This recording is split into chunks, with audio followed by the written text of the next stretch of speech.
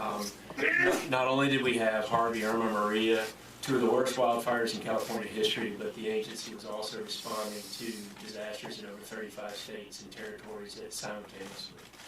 And the effort that our staff has put forward, I'm very proud of what the agency's done, but we've also learned a tremendous amount about going into 2018. So there's a couple things.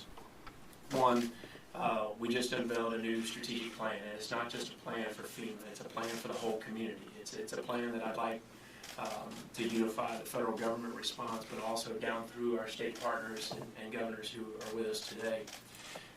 Three very simple goals were put forward. We've got a lot of work to do to create a true culture of preparedness.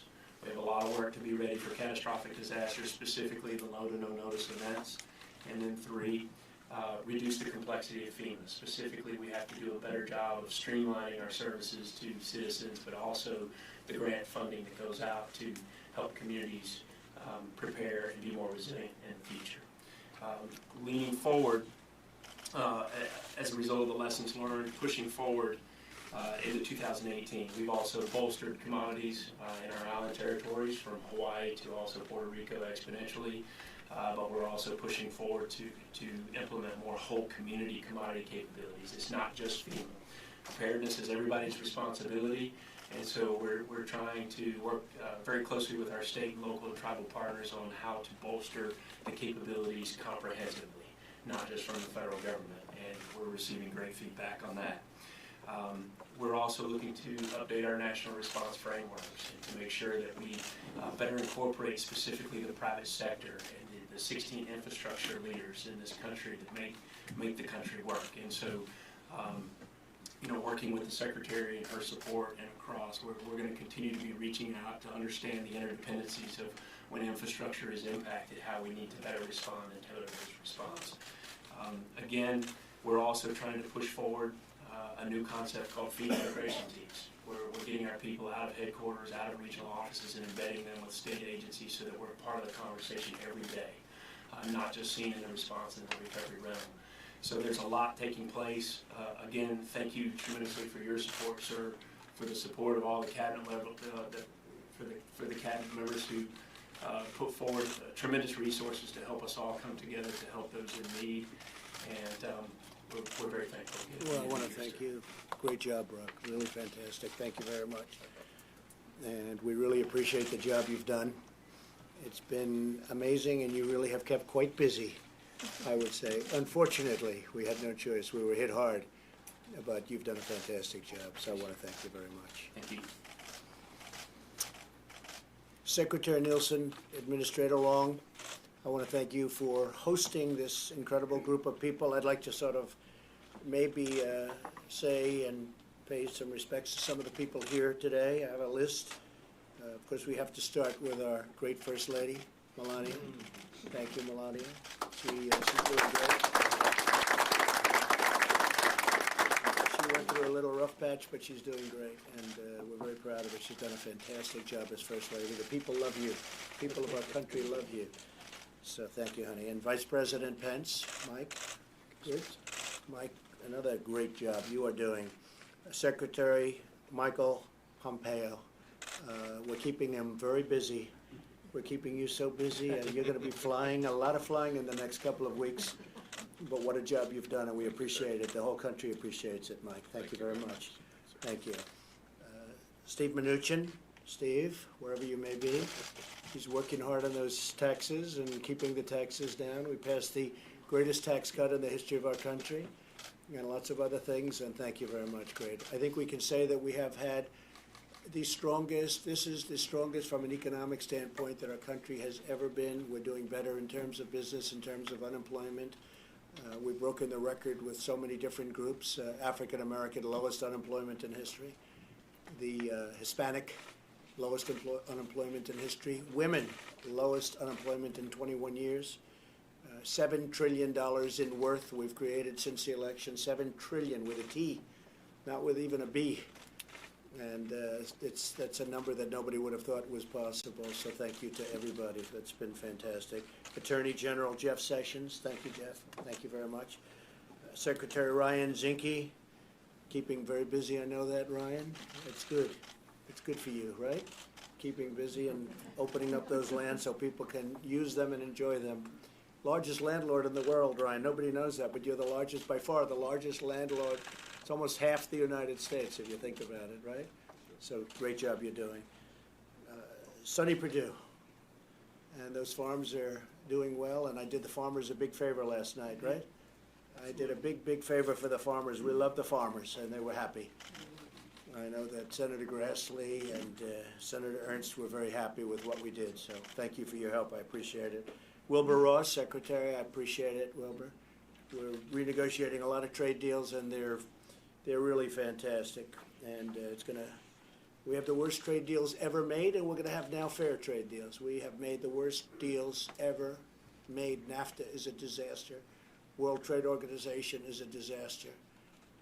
I could go deal after deal, and it's been very unfair to our country, to our workers, to our companies, and to everybody else involved, and we're changing them around rapidly. So Wilbur Ross, thank you very much. Secretary Alex Azar. Alex, I'm very proud of what you've done, and you're coming up in about another month with health care, maybe even sooner than that. We're going to have a great health care bill plan, and it's going to be great health care for a much smaller price than anybody ever thought possible. And I really appreciate that. And our new project that we're really working on very hard is reducing the cost of prescription medicine. And that's going to be something that people will not forget. Some people think that's almost more important than the health care. I've had people say, which is more important? They're both important. But we're reducing the cost of medicine because of what you're doing, and we appreciate it.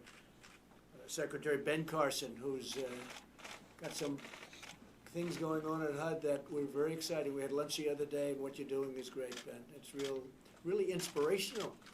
More than just brick and mortar, it's really inspirational, Ben, and we appreciate it very much. Thank you very much. Elaine Chao, Secretary.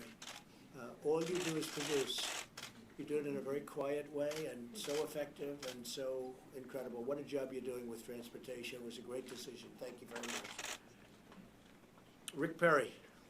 Rick is, I thought you were going to the VA, but we have great people at the VA, so now we don't have to worry about the VA. I think we have great. I always thought Vic would, I'd put him right over the VA, and you would have done great there too, but you're doing a fantastic job at Energy, and we're now the largest in the world at Energy, Rick, the largest in the world, and we're now exporting energy for the first time. Never did it. Now we're exporting energy, but we have become the largest energy producer in the world. Who would have thought? But we've opened it up a little bit, Rick, right? And we've let our people go and do their thing, and they're doing a great job. Acting Secretary of the VA, Peter O'Rourke. And Peter, the combination of you and Wilkie, I think that's going to be an unbeatable combination. So thank you for all your help. I'm hearing only good things. Secretary Nielsen, I don't know, what do I say about you?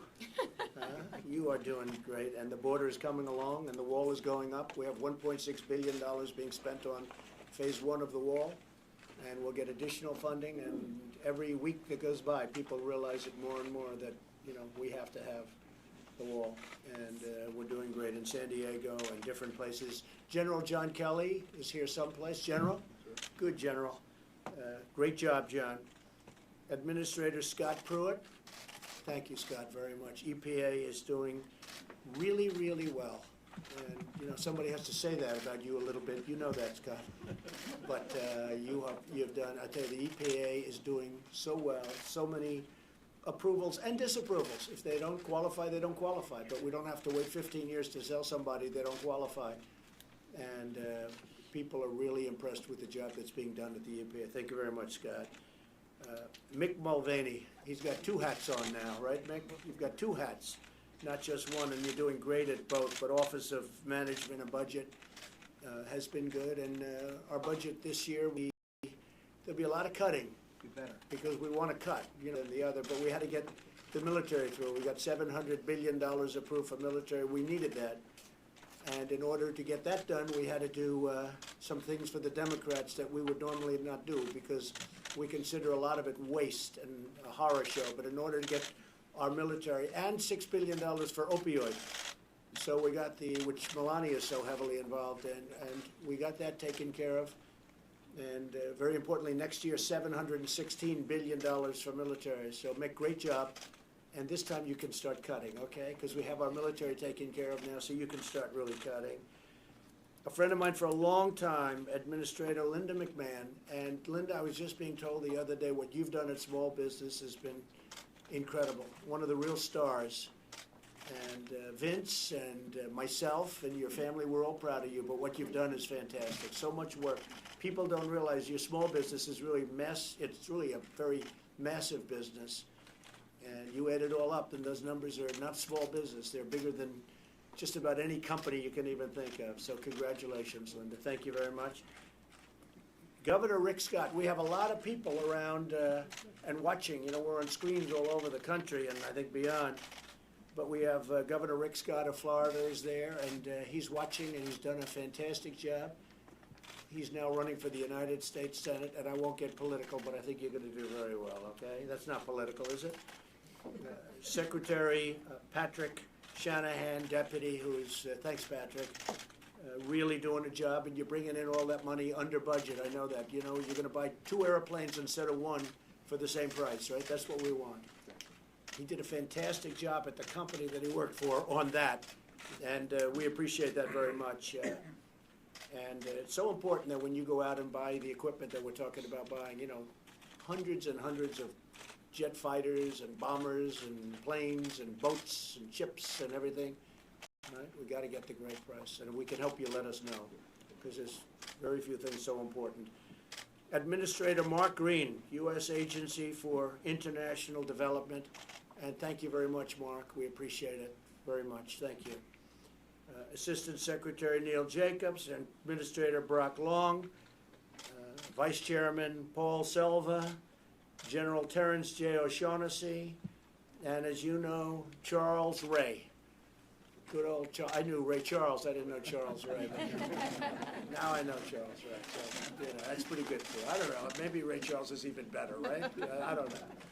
But we appreciate the great job you've done. Thank you very much. I want to start just by saying that we've had 3 devastating major hurricanes that hit our country within a month's time. It's never been really anything like it. And in the case of Texas, it wouldn't even go away. It would come in, we thought it was gone, it would go back out, it would reload, and this happened 3 different times, Brock. That was a record raindrop, that was a record water drop on a state, and it wasn't even close. And shortly thereafter, we dealt with the threat of another hurricane and then destructive wildfires along the West Coast in California and other places. America has never experienced so many large-scale disasters in so short a period of time, and we have the most qualified staff between the set of your people. You've been fantastic. And it goes a little bit unrecognized because all you do is see people fighting and working and getting the fires out and the water off the land and all of the things. But believe me, the country has watched and they've seen an incredible job what you've done. Our entire government leapt into action to coordinate the response along with the state and local leaders. And we did have a lot of help from some really great governors, Florida, Texas, a lot of great people helped us, and it was great. Families in Texas and Louisiana, the U.S. Virgin Islands, Puerto Rico, Florida, South Carolina, Georgia, Alabama, Mississippi, they were all affected. Hard to believe. And on tribal lands where the hit was catastrophic, and these storms were really historic in their severity. But in the wake of such tragedy, we also witnessed the resilience of the American people and the professionalism, talent, and devotion of the men and women of FEMA. Good group, right? Great group. That's a great group of people, and throughout our government.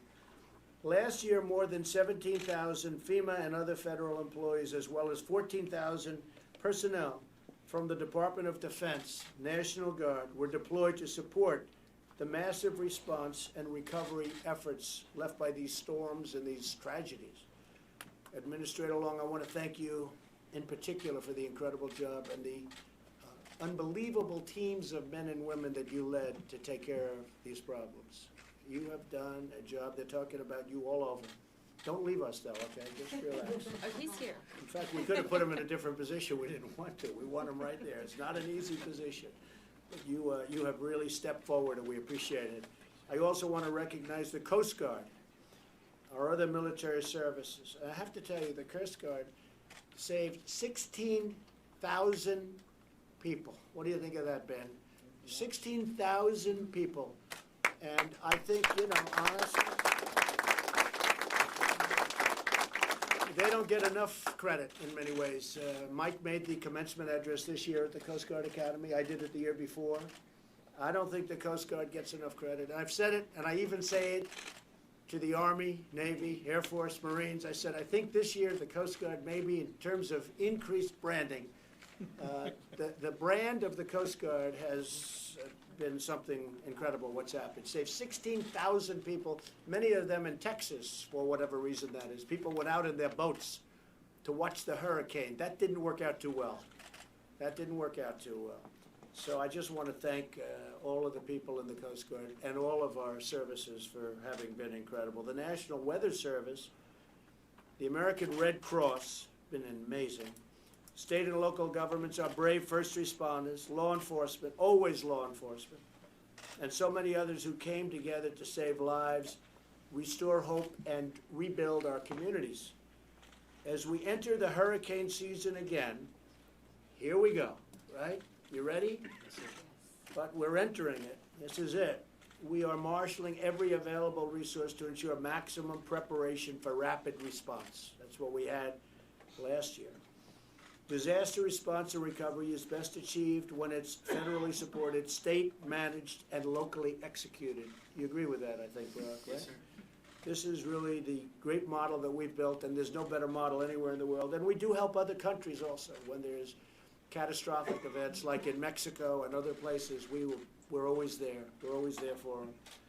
So I look forward to your briefing, and I look forward to a very productive discussion. It's an honor to be with all of the great people that work so hard in the Trump administration. And Mike, I'm going to ask you to say a few words, and thank you for having done a great job. Thank you, Mr. President, and it's an honor to be back at FEMA with you and the First Lady, and to have you assemble your entire cabinet here at the outset of the, I think sends a deafening message across America that we are prepared, just as we were last year with those historic and unprecedented hurricanes, the wildfires in California and elsewhere. And Mr. President, I know you well, and I know you have no higher priority than the safety and security of the American people. And I suspect that assembling the entire team here gives evidence of that priority. I want to thank Secretary Nielsen and Administrator Long for the extraordinary work they did last year and the work that they have done since to make sure that we have the resources and we have the team on the field to be prepared for whatever 2018 has in store for the American people. I also want to commend all of the agencies represented here for the job that was done last year. The President and the First Lady saw it firsthand. Karen and I saw firsthand the extraordinary, at times sacrificial efforts made by public servants here at FEMA and all the broad range of agencies that address those 4.7 million Americans that ended up requesting assistance. And I also, on the President's behalf, I want to thank all the states that are represented here and really commend the extraordinary partnership on behalf of the safety of the American people that we saw both in rescue, repair, recovery, and rebuilding. And the President particularly wanted me to thank governors, many of which are joining us online by video. He mentioned Governor Rick Scott, Governor Kenneth Mapp of the U.S. Virgin Islands, Governor Ricky Rossello of Puerto Rico, Governor Greg Abbott of Texas, Governor Roy Cooper of North Carolina, Governor Phil Bryant of Mississippi, and Governor John Bell Edwards of Louisiana. The governors who are with us this morning, your teams who are with you should know that this President and our entire administration are grateful for the full partnership on behalf of the safety of the American people in the midst of last year's historic storms.